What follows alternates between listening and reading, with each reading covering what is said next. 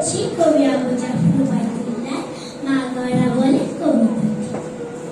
কুমড়ো ফুলে ফুলে নুই পড়েছে লতাটা, সজনে ডাঁটায় ভরে গেছে গাছটা, আর আমি ডালের বড়ি শুকিয়ে রেখেছি। খোকা তুই কবে আসবি, কবে ছুটি? চিঠিটা তার পকেটে ছিল, ছেঁড়া আর রক্তে ভেজা।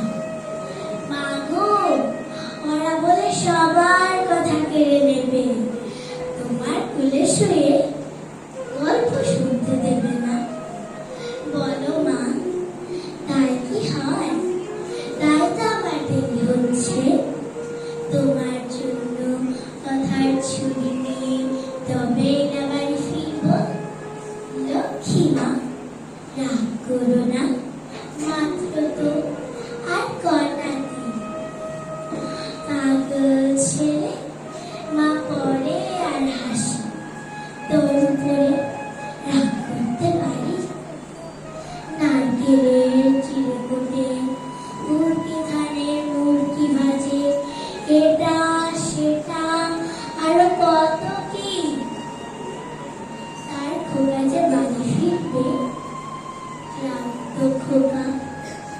কুমড়ো ফুল শুকিয়ে গেছে, ঝরে পড়েছে ডাঁটা, ফুল ডাঁটাটা নেতানো। খোকা এলি? ঝাপসা চোখ মাথায় উঠানে উঠানে, যেখানে খোকার সব শকুনিরা কেবল ছেদ করে। এখন মার চোখে চোখ দিল, উড়িয়ে দেয় শকুনিদের।